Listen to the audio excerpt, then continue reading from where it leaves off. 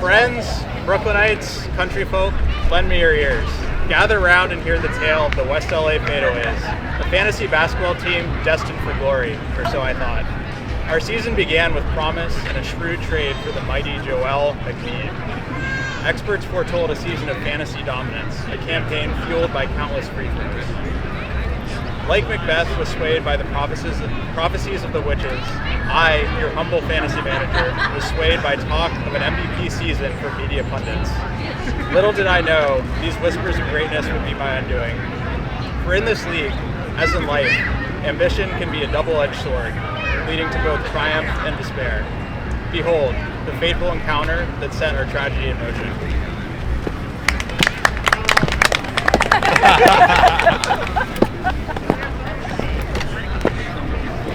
Where hast thou been, sister? Killing swine!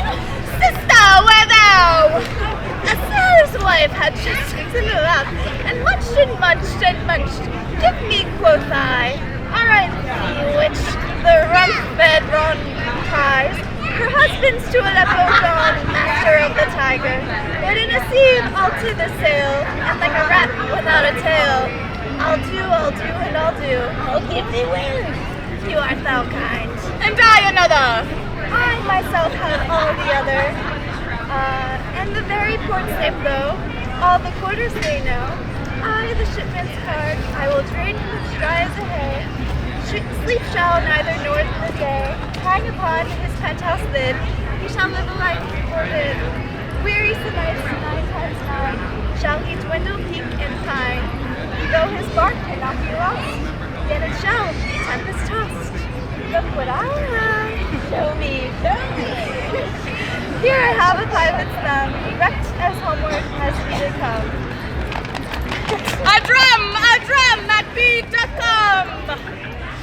The weird sisters, hand in hand, posters of the sea and land, thus do go about, thrice to thine, and thrice to mine, and thrice again to make up 9. Peace, the charms wound up. So foul and fair a day I have not seen. How far is calls to force? What are these so withered and wild in their attire, that look not like the inhabitants of the earth, and yet are on? Or are you on that man, they question? You seem to understand me, but by each one her chappy finger laying upon her two legs. You should be women, and yet you years forbid me to What are you? All hail MacBeed, hail to thee, Thane of Glamis. All hail MacBeed, hail to thee, Thane of Cawdor. All hail MacBeed, thou shalt be king hereafter. Lesser than MacBeed and greater. Not so happy, yet much happier. Thou shalt get kings, though thou be none. So all hail MacBeed and Banquo. Banquo and MacBeed, all hail. Stay, you imperfect speakers, tell me more. By Sinel's death I know I am Thane of Glamis, but how of Cawdor? The Thane of Cawdor lives, a prosperous gentleman. To be king stands not within the prospect of belief no more than to be Cawdor.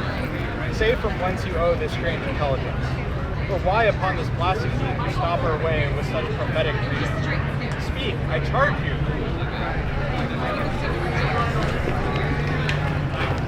The earth hath bubbles, as the water has, and these are of them. Whither are they vanished? Into the air, and what seemed corporal melted as breath into the wind. Would they had stayed? Were such things here as we do to speak about, or have we eaten on the insane root that takes the reason prisoner? Your children shall be kings. You shall be kings. And Thane of Cawdor too? Went it not so? Do you not hope your children shall be kings? When those that gave the Thane of Cawdor to me promised no less to them? That trusted hope might yet enkindle you onto the crown, besides the Thane of Cawdor. But 'tis strange, and often win us to our harm. The instruments of darkness tell us truth. Win us with honest trifles, to betray the deepest confidence. Cousins, a word, I pray you. Two truths are told, as happy prologues to the swelling act of the imperial theme. This supernatural soliciting cannot be ill, cannot be good. If Hill, why hath it given me the earnest of success, commencing and in truth? I am Thane of Codworth. If good, why do I yield to that suggestion, whose horrid image doth unfix my hair and make my seated heart knock in my ribs against the use of nature? Present fears are less than horrible imaginings. My thought, whose murder yet is but fantastical, shakes to my single state of man that function is smothered in surmise, and nothing is but what is not. If chance will have me king, why, chance may crown me without my stir. Come what come may, time and the hour runs through the roughest day. Worthy MacBeth, stay upon your feet. Give me your favor. My dull brain was wrought with things forgotten. Kind gentlemen, your pains are registered where every day I turn the leaf to read them. Let us toward the king. Think upon what hath chanced, and, one more time, the interim having waited, let us speak our free hearts to each other. Till then, come friends.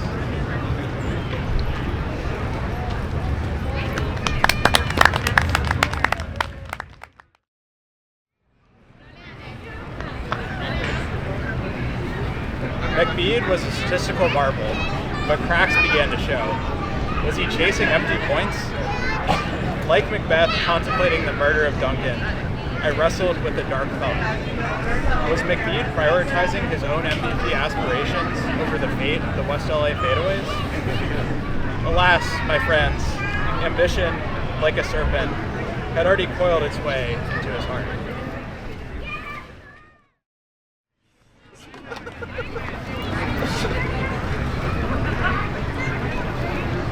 If it were done when 'tis done, then 'twere well it were done quickly. If the assassination could trammel up the consequence and catch with his Circe's success, that this blow might be the be-all and the end-all here. But here, upon this bank and shoal of time, will junk the life to come. But in these cases, we still have judgment here. That we but teach bloody instructions, which, being taught, return to plague the inventor. This even-handed justice commends the ingredients of our poison chalice to our own lips. He's here in double trust. First, as I am his kinsman and subject, strong both against the deed, then as his host, who should against his murderer shut the door, not bear the knife myself. Besides, this Duncan hath borne his faculties so meek, hath been so clear in his great office, that his virtues will plead like angels, trumpet-tongued, against the deep damnation of his taking off. And pity, like a naked newborn babe, striding the blast, or heaven's cherubim, forced upon the sightless couriers of the air, shall blow the horrid deed in every eye, that tears shall drown the wind. I have no spur to prick the sides of my intent, but only vaulting ambition, which overleaps itself and falls on the other. Hey now, what news? Hath he asked for me? We will proceed no further in this business. He hath honored me of late, and I have bought golden opinions from all sorts of people, which would be worn now in their newest gloss, not cast aside so soon. I dare do all that may become a man. Who dares do more is none.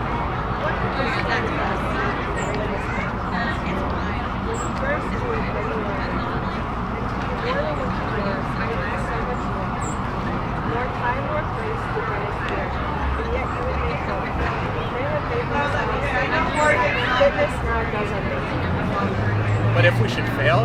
We fail. But screw your courage to this taking place, and it will not be defined. Bring forth men, children only, for thy undaunted metal should compose nothing but males. Will it not be received when we have marked with blood those sleepy two of his own chamber and used their very daggers that they have done? Who dares receive it, as we shall make our a gruesome camera roar upon his death. I am settled and bend up each corporal agent to this terrible feat. Away and mock the time with fairest show. False face must hide what the false heart doth know.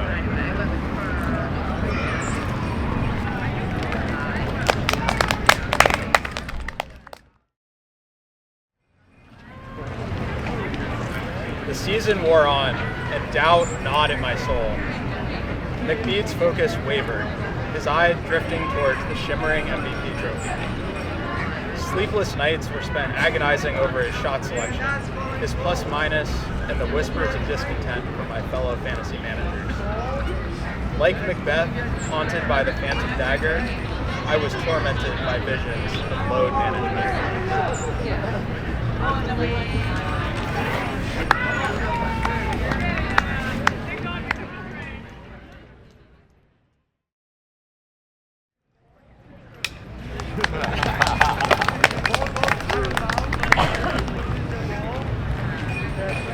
Give me my sword.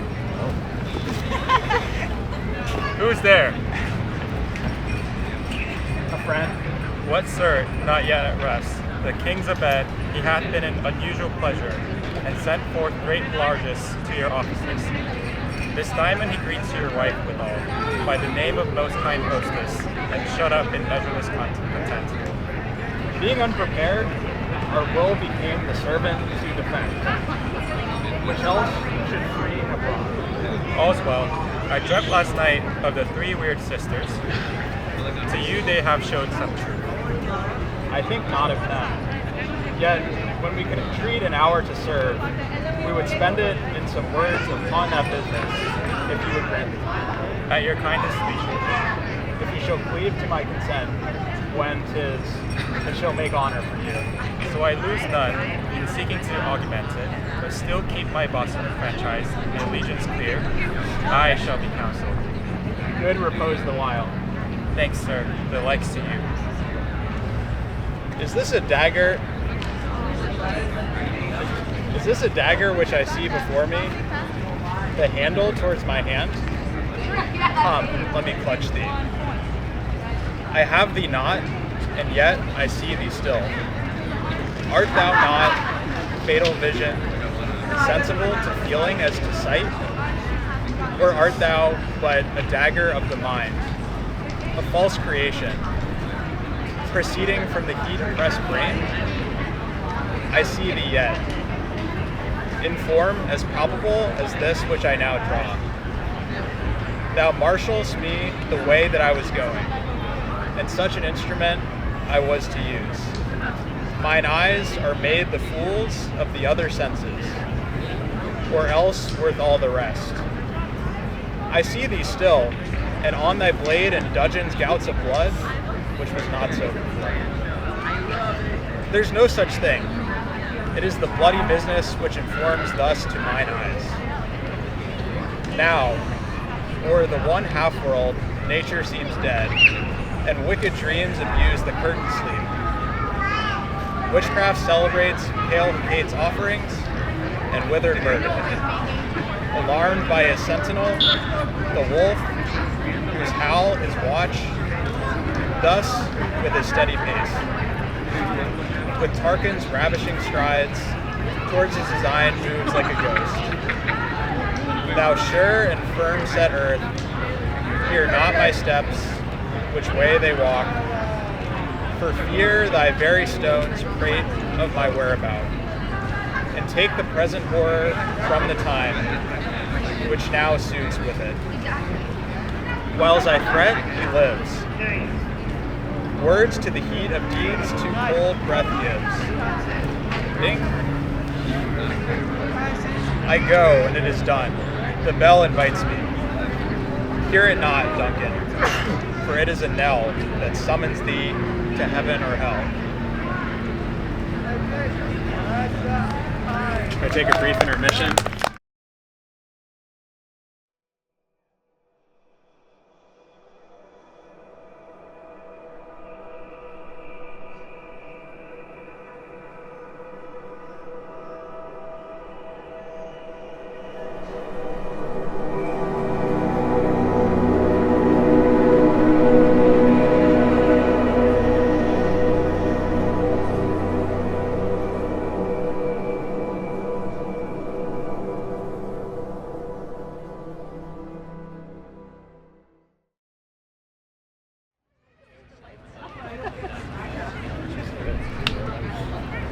The burden of leadership, the pressure of the MVP race, it all began to take its toll. MacBeed, once a picture of dominance, grew sullen and withdrawn. The joy of the game seemed to fade, replaced by a grim determination. Like MacBeth and his lady, haunted by their dark deeds, we were trapped in a spiral of our own making.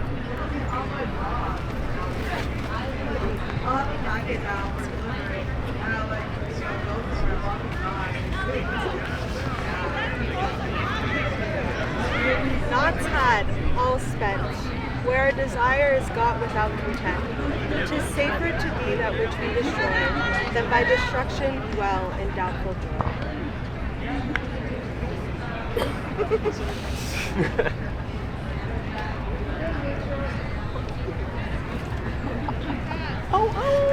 How now, my lord? Why do you keep me alone? Our sorriest fancies your companions make, using those thoughts which should have indeed have died with them, they think not. Things without all remedy should be without regard. What's done is done. We have scotched the snake, not killed it. She'll close and be herself, whilst our poor Malice remains in danger of her former tooth. But let the frame of things disjoint. Both the worlds suffer. Ere we will eat our meal in fear and sleep in the affliction of these terrible dreams that shake us nightly. Better be with the dead, whom we, to gain our peace, have sent to peace, than on the torture of the mind to lie in restless ecstasy. Duncan is in his grave. After life's fitful fever, he sleeps well. Treason has done his worst. Nor steel, nor poison, malice domestic, foreign levy, nothing can touch him further. Gentle, my lord, sleep over your crickets. Bright and jovial among your guests. So shall I, love, and so, I pray, be you. Let your remembrance apply to Banquo. Present him with eminence, both with eye and tongue. Unsafe the while that we must lave our honors in these flattering streams, and make our faces visards to our hearts, disgusting what they are. Oh, full of scorpions is my mind, dear wife. Thou know'st that Banquo and his flaons lives. But in them nature's copy not a turn. There's comfort yet, they are assailable. Then be thou jocund, ere the bath hath flown his cloistered flight. Ere to black Acade's summons, the shard-born beetle with his drowsy hums hath wrung night's yawning peal. There shall be done a deed of dreadful note. What's to be done? Be innocent of the knowledge, dearest Chuck, till thou applaud the deed. Come, sealing night, scarf up the tender eye of the pitiful day, and with thy bloody and invisible hand, cancel and tear to pieces that great bond which keeps me pale. Light thickens, and the crow makes wing to the rocky wood. Good things of day begin to droop and drowse, while night's black agents to their praise do rouse.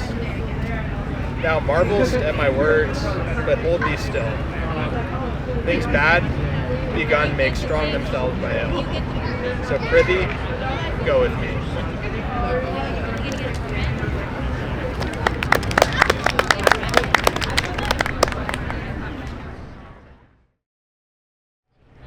Then, disaster struck.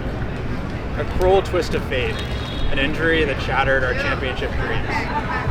MacBeed, our once mighty leader, was felled.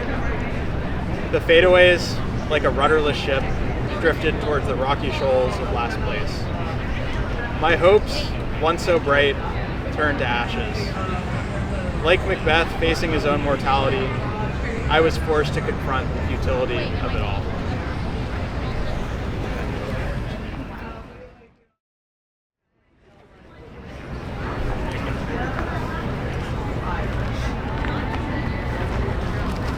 Hang out our banners on the outward walls. The cry is still, they come. Our castle strength will laugh a siege to scorn. Here let them lie till famine and egg eat them up. Were they not forced with those that should be ours? We might have met them dareful, beard to beard, and beat them backward home.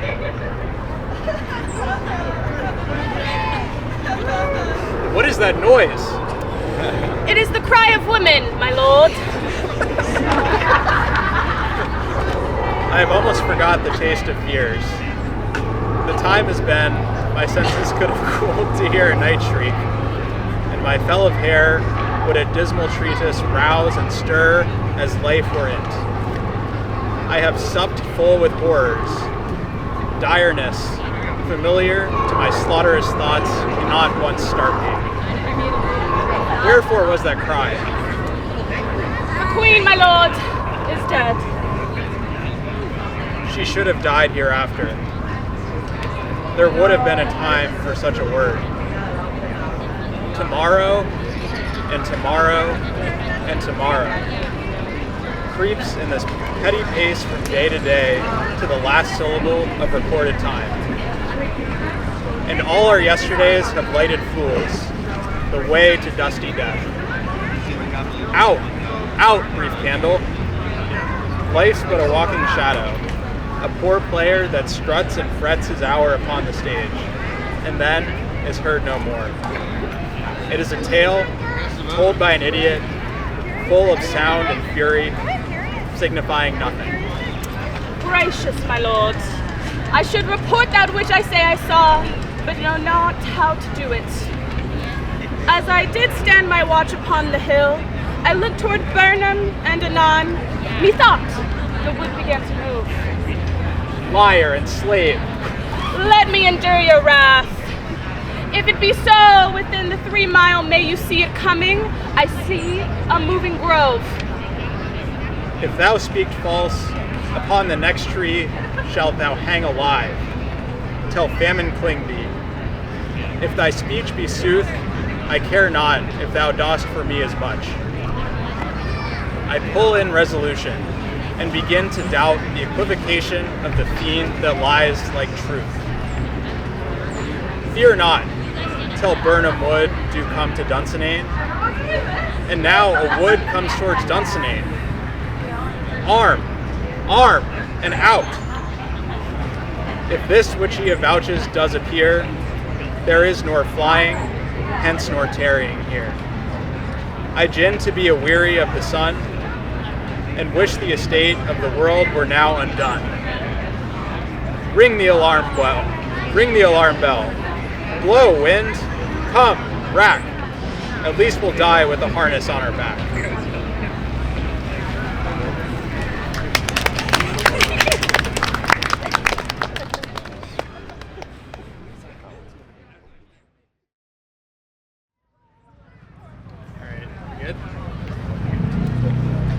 Friends, lend me your ears. We've witnessed. I'm so confused. The jacket's in.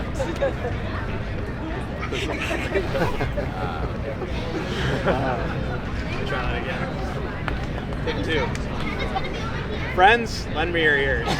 We've witnessed the tragic tale of MacBeed, a man consumed by ambition, driven to ruin by his thirst for power. But let us not forget, this is not just the story of some Scottish king.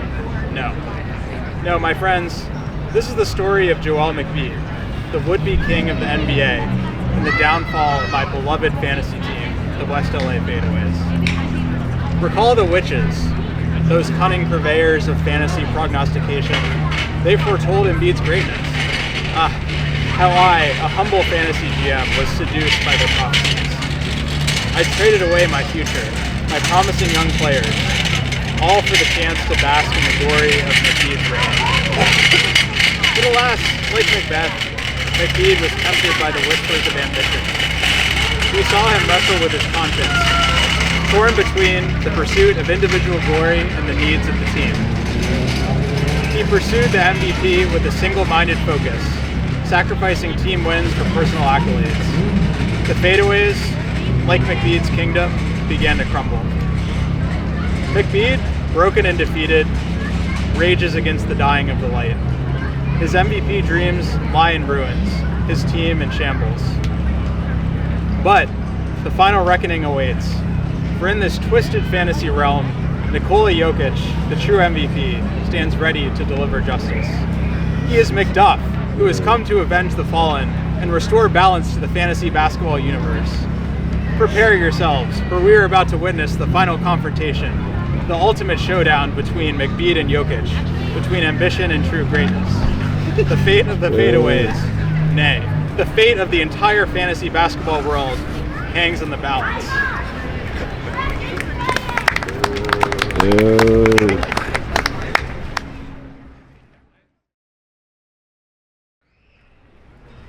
Why should I play the Roman fool and die on mine own sword? Whilst I see lives, the gashes do better upon them.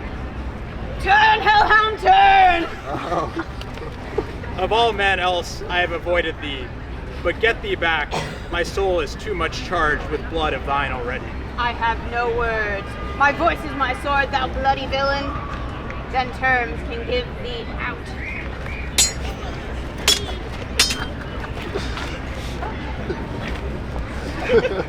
Thou losest labor.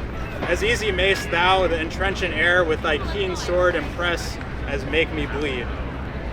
Let fall thy blade on venerable crests. I bear a charmed life which must not yield to one of women born. Spare thy charm, and let the angel whom thou still hast served tell thee MacBeth was from his mother's womb untimely rent. Accursed be that tongue that tells me so, for hath it cowed my better part of man, and be these juggling fiends no more believed that palter with us in a double sense, that keep the word of promise to our ear, and break it to our hope. I'll not fight with thee. Then yield thee, coward, and live to be the show and gaze of the time. We'll have thee, as our rarer monsters are, painted on a pole, and under it, here may see you tyrant. I will not yield, to kiss the ground before young Malcolm's feet, and to be baited with the rabble's curse. Through Burnham Wood be come to Dunsinane, and thou opposed, being of no woman born, yet I will try the last. Before my body I throw my warlike shield. Lay on, MacBeth, and Dan be the first that cries, hold enough.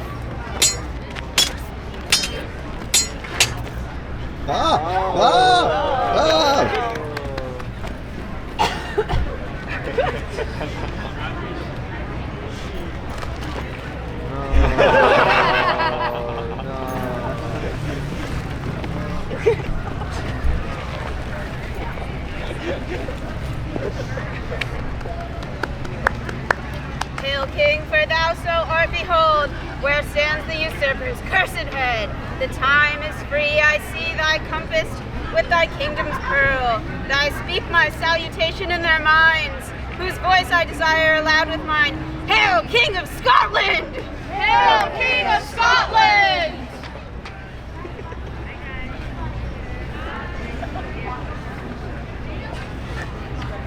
We shall not spend a large expanse of time before we reckon with your several loves, and make us even with you. My thanes and kinsmen, henceforth be earls, the first that ever Scotland in such an honor named. What's more to do, which will be planted newly with the time, as calling home our exiled friends abroad that fled the snares of watchful tyranny, producing forth the cruel ministers of this dead butcher and his fiend-like queen, who, as 'tis thought, by self and violent hands took of her life. This, and what needful else that calls upon us, by the grace of grace, we will perform in measure, time, and place. So thanks to all at once, and to each one, whom we invite to see us crowned at Scone.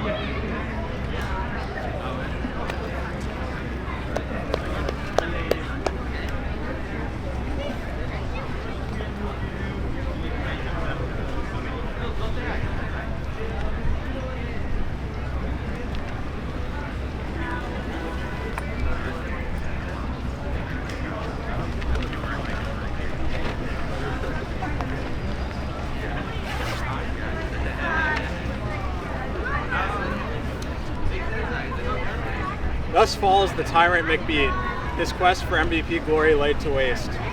Alas, Poor West LA Fadeaways, we were but pawns in this tragic game. But fear not, for Jimmy Eat Buckets, represented by the valiant Malcolm, emerged triumphant. Let their victory be a testament to teamwork, strategy, and a healthy dose of waiver wire wizardry. And let this be a lesson to all. In the realm of fantasy basketball, championships are won not by individual glory, but by the collective strength of the squad. The prophecy is fulfilled, the curse is lifted. A new season dawns, and may the best team win.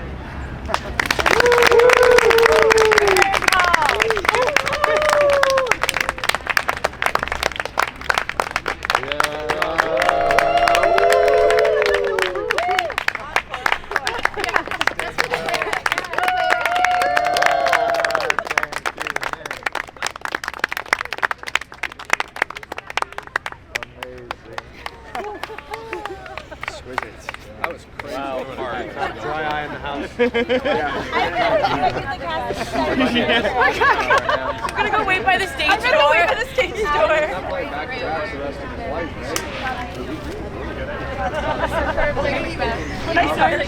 Aren't you going to the play?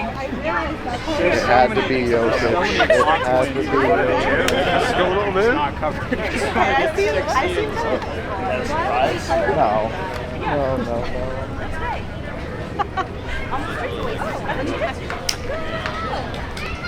This was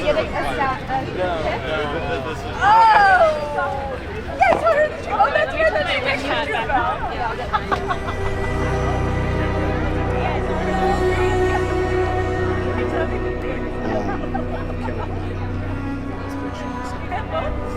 Maybe it's a part.